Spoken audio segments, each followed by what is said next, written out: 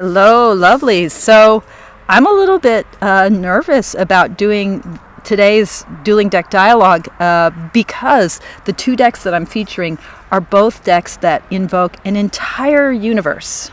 Like they have a world to them. They have a kind of a coherence to them that goes beyond simply the 78, the archetypal coherence of a tarot deck, of any tarot deck, of all tarot decks. And I don't know them. They are decks that have been in my possession, one of them for a long time, the other for not so long, maybe about 6 months. Haven't worked with them and haven't dived into their universes. So to like kind of out of the blue now kind of plunge myself in and see what they're saying to me, I don't know. I just don't know. So the first deck is Poppy Palin's Waking the Wild Spirit. Now, when Poppy passed, that was a very intense moment within the tarot community 2 years ago. She had posted a very public goodbye video. It was intense, right? And I knew her work through the tarot of Everyday Enchantment, which I didn't have at the time. I have it now, and I like that deck quite a lot. But I always wanted to get a copy of the deck that I think really captures her particular joyousness, a joyousness that also I think must have gone side by side with great melancholy and great heartache, great loneliness. And Waking the Wild Spirit is that deck. So it's also quite hard to come by. My dogs are joining me. Hello, puppies. It's hard to come by. So I was able to get a copy, but let me just make sure I have the whole deck here. I was able to get a copy. Here it is with the bag that it came with, I believe, in the original Llewellyn kit. But I didn't have the guidebook. And without the guidebook, this deck, it's using it is to run a little bit blind. So, but I was able to find the guidebooks go on eBay and Abe for a lot of money. The cards I was able to get for a good price. They're in beautiful shape. The guidebook I couldn't get a copy of for like the life of me, and then I saw it on eBay for what still feels like a lot of money for a Llewellyn guidebook, but I want to be able to work with the deck. So I now have Stories of the Wild Spirit and the tarot deck Waking the Wild Spirit, and I'm just going to dive in. Again, I don't really know anything about this deck. I know that the cards are renamed, that there's a kind of journey here. If I end up working with it for the Drop 'em 78, I will learn about the world. I will dive right into the world, which is something I want to do. The question is this the moment? Is this the right time? So, wonderful Llewellyn cardstock, beautiful cards. Let's go. My dog Sylvie is, you could probably hear her panting. All right, maybe I've shuffled enough. So it strikes me, if you're brand new to my channel, you might even wonder what the hell I'm doing. So these dueling deck dialogues are the way that I talk with my tarot decks. I do deck dialogues all the time, but in this kind of dueling format, it's as I'm trying to narrow down what deck I want to use for my annual tarot challenge, the Drop 'em 78. Details about that below. I encourage you to click on some of those links, find out about it, look at my playlist, and to join the Mindful Tarot community. Okay. This deck, this feels like it is a very precious deck, right? And it carries some wisdom, I know. We'll see. I'm not sure if it's the wisdom that I need, want, should have this fall in my life in this intensive way for the challenge. But I'm wondering, Wild Spirit. Oops.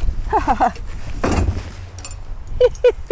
was going to say, are you wanting to work with me? And I got the Knight of Fire. Fire of fire, the gypsy. Okay. So I'm thinking that might be you, and you've got some zest and vigor to you. Let's see what Poppy says about the gypsy. This is the Knight of Wands, essentially, right? One of my cards that I keep coming up with these dueling deck dialogues. My way is as old as the hills. My way is hidden like the fox in the undergrowth, as alive and full of power as the oak in the grove. It is a way of nature, full of patterns, rhythms, and energies of the wild. As with all wild creatures, I do not seek solace at the hearth of the tame human house dweller. Well, that would be me. I do not ask for the permission of other settled humans to be. I live on the limits, and I am not ashamed. Rather, I am proud of my inheritance of these ancient traits. What other creatures would be bashful or insecure about what they are naturally? I am Romani. I am the color and romance of life itself, distilled into one live man form. Okay, is this you, deck, or is this me? Are you telling me what the energy you're bringing in for me? Is that what I'm hearing here? And yeah. Again, I don't really work with, Ace of Earth, Seed. Yeah, okay, so I've gotten the Ace of Pentacles before, and so I think there's this sense here of something that wants to, that's in the earth, that wants to grow forth, that wants to come forth. And I believe you're saying that this is what you want to bring for me to nourish me. Where am I in all this? How do you see me?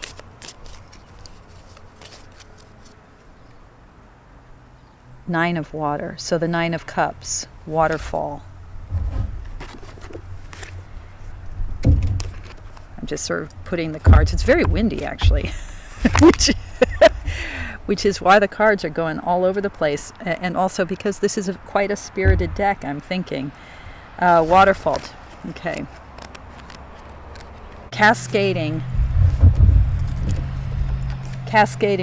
the possibilities made rich with the minerals of beautiful dreams flow fast and free down the rock face, over jewel-bright mosses, washing the stones with subtle hues of pink, gray, and green. The healing waters rush and gush. The waterfall pours out like a vision whose realization has begun, an idea whose time has come. All that stands in its path becomes integrated into the marvelous surge of the silvery stream. Like all small hopes and wishes, carried along with its unstoppable current, made one with the overall tide. So you're I think pointing to a kind of flowing of intuition, of all that the cups are about, of water, of healing. That's where you see me right now. And with your fiery, unstoppable nature, you're like, is that what you want to help me with, this kind of gush, this flow, this possibility of intuitive growth, fulfillment, realization? King of Water. Yeah, the soothsayer. Okay. Is this who you want? I mean, I've gotten King of Cups a bunch of times. Is this who you're wanting me to realize in myself? What's kind of, I want to say, what's the upshot of us working together? Should we work together now, do you think? Whoops, another card just kind of powering forth. And the answer is the Nine of Fire, illumination. Whoa, okay, so we've got another Nine of Wands, but this is Nine of Wands in this deck. So, better to light a candle than to curse the darkness, so they say. I kindle the small flame in honor of my achievements so far. I light a candle to mark this phase of my life, to commemorate what I have done, and to represent my enterprising spirit. May my will flow on as a living force, like the flame that illuminates my room. May I make my mark in the world by casting light and bringing warmth, as does my little blame. Let me move into the future, using my energies wisely, never becoming an inferno, using moderation, tempering the flame with wisdom gained through experience. So this card, so it's not like the Nine of Wands, it's actually about a kind of kindling of flame and holding that. It reminds me of that Nine of Wands in the Ostara Tarot with the flame in his eyes. And this is a image that also came up in the Mary L. in the Seven of Wands, I believe it was. Sort of it was the Knight of Wands, the Knight of Fire in the Mary L, with this kind of illumination in the eyes of the dark cat. So this is about carrying a flame into the world.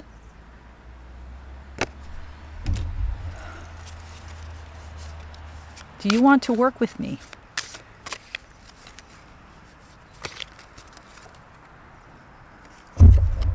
Eight of Air, the caged bird. I think you're saying yes.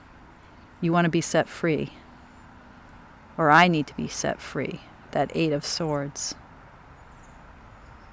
Freedom. We may place limits on ourselves, but it's unwise to allow another to place our free choice, self-expression, and destiny under lock and key. So this is about imagining what it is to be caged. Imagining what it is to be caged and not being caged, being free. So, I do think this deck, it keeps jumping forth, and I think it is kind of asking to be read with, asking to be used, and saying a lot of the same things I've been seeing in all of these deck dialogues about working with fire, working with water, gaining some illumination and gaining flow in the intuitive realm. Okay. Whew. Okay. The next deck. Do I have time? Yes, I have to get somewhere shortly, so we'll see. Is the Prisma Vision. So this deck, these are all the mystery cards, strawberries, tiny elephants,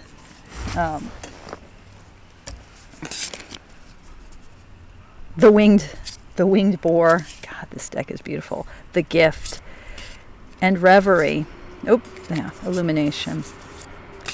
So this deck is from the Kickstarter campaign of, I'm trying to think, when did I get this?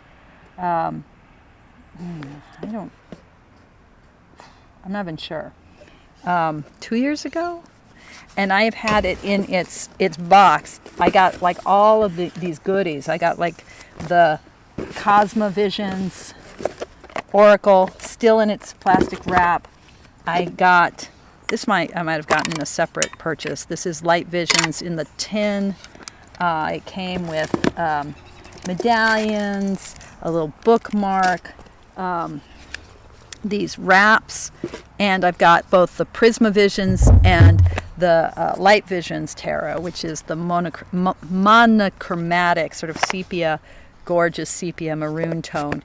These are beautifully produced. Everything James Eads does is beautifully produced. And it came with, or I got, this incredible guidebook that is both the book of Prisma Visions, and then you flip it over, and it's the Prisma Visions Oracle. So it's two books in one book, right?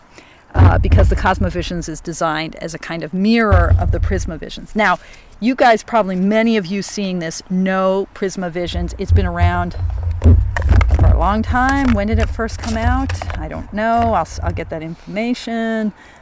This is the 6th printing of it. And unlike, I had the 4th printing, I think, or maybe it was the 5th, which was glossy cardstock, and I just really didn't like it. This Kickstarter version is matte. It's got gilding. As some of you know, I am not a huge fan of gilding, but don't mind it. And it's just beautiful cardstock. But here's the thing about Prisma Visions. I think there's a technical name for, sorry, a visitor's coming by, the dogs are barking, as is their wont. The minor arcana are all panoramic. It's a panoramic design, right? So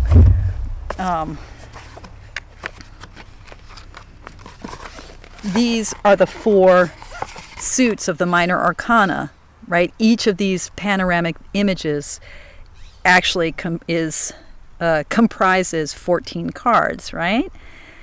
So you can lay them out together. I mean, I think most of you already know this, but it's super cool to see them in the book and to hear about the creation of it, and to hear sort of just the humble origins that, James Eads, he did the panoramas because he thought, here it is in the light visions, he thought it would be easier.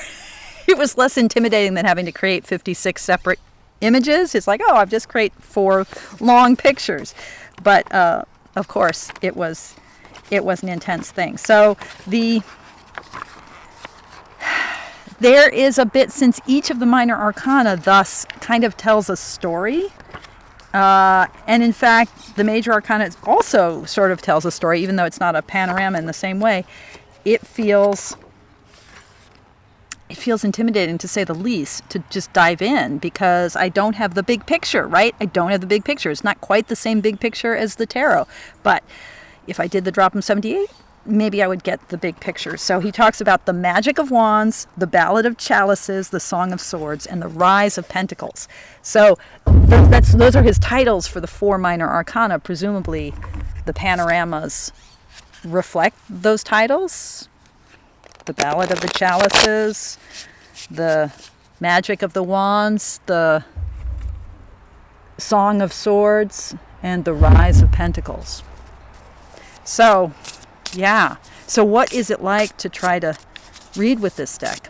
I mean, literally, I've had it in its Kickstarter box now for, I don't know, a couple years, something like that. Yeah, because it feels like something to dive into, and I haven't been ready. And then yesterday, I wasn't even thinking about it for the Drop 'em 78, and then yesterday, I do my best thinking in the hot tub. So I was in my hot tub, and I was like, I got to look at Prisma Visions. So, Prisma Visions. Prisma Visions. It's been a long time that you've been sitting, in my cupboard, and 2 things just dropped out, the Magician and the Queen of Pentacles.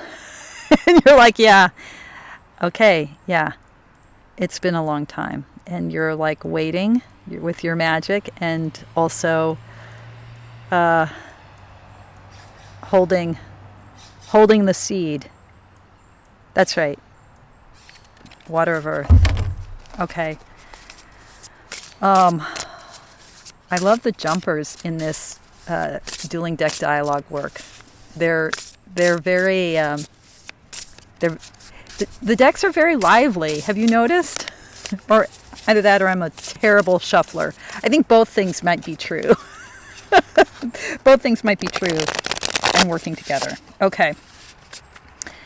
So, how do you want to work with me? If you want to work with me. And you're saying justice. Okay. So, definitely decisively and showing me what is. Let me just see if there's something here I need to know about justice. The card is a reminder that justice is coming. You can only get away with unscrupulous behavior for so long. Eventually your motives will be found out, and there will be swift retribution to follow. But do not fear. Being held accountable for your actions is how balance will be restored to the universe. It's time to give back. Whoa. Wow, that's intense. Are you displeased with me, or is that sort of a general, like, it's time to give back, it's karma, it's being clear with what is?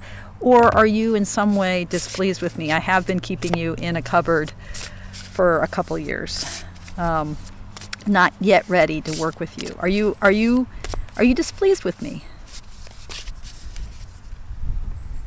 Oh my goodness. All right. You're pointing to some dark sides, right? I mean, that's for sure. The devil. Yeah, okay. There's some intensity here. Now, guidebooks, I mean, ultimately I have to read ultimately the archetypes are for me to make sense of. So, temptation, materialism, avoiding self. There are many reasons to dwell in false realities.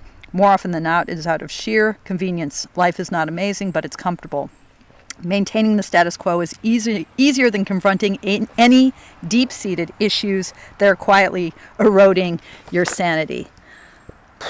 Okay. That is not how I read the devil exactly, but what I do hear here in this is like this coming to terms with what is and being willing to challenge that, being willing to break open. I actually see the cards themselves as more compassionate than either the readings that are in this big book. Two very powerful major arcana, and actually if we count the magician, now 3. So okay, so what do you want me, where do you want to take me? You're showing me, hello Sylvie, you're showing me Sylvie, you're showing me myself, I think, and inviting me to be with what really is. Where do you want to take me? To the 7 of Wands. Okay. So there's a sense here of some challenge and grappling with, and this is quite a powerful image of the figure trying to get across this fiery field. Let's see. Yeah, there's a movement across. It's across this fiery water. The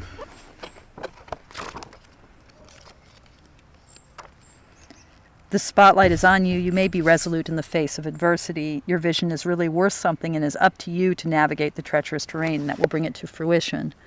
So there is a sense of navigating, and 7 of Wands is a card that I identify with so strongly. So some work that you want to help me do. Man, these cards are beautiful. I need some encouragement, I feel like. Okay. Strength. Do you feel like I'm up to the task of where you want to take me?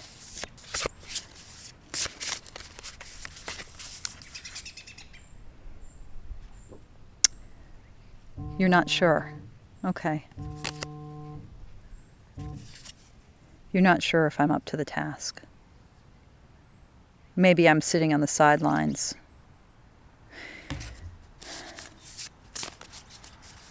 Do you want to work with me?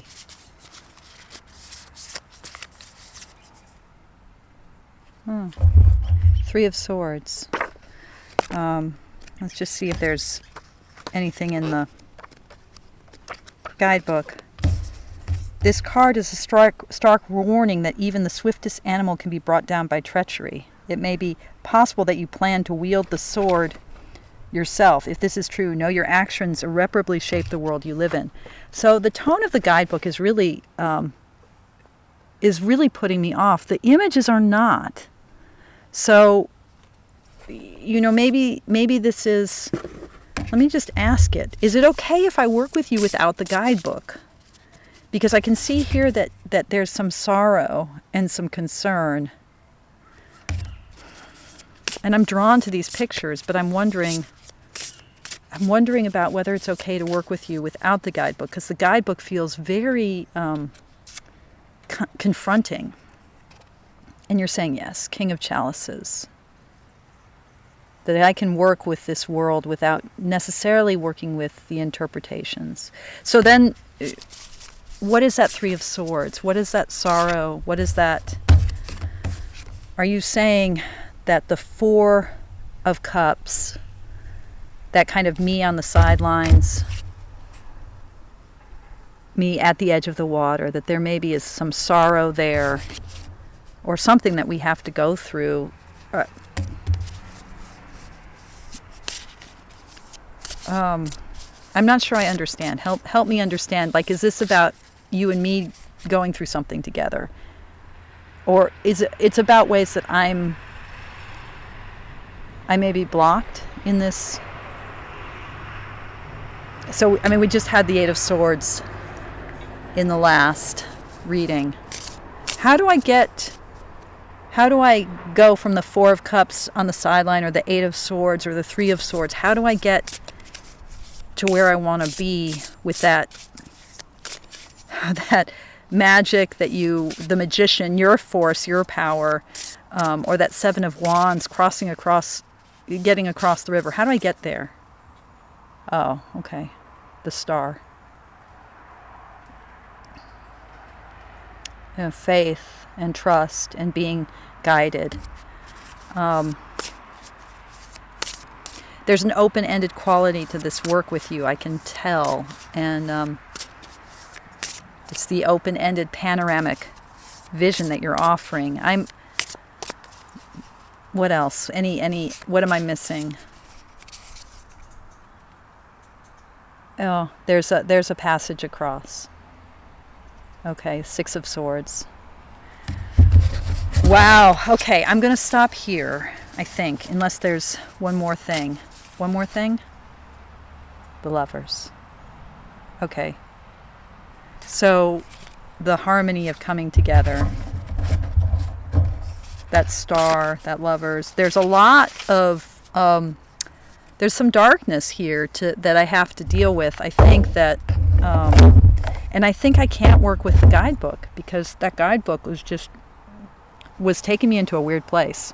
The tone of it is so harsh. I don't know. What do you guys think?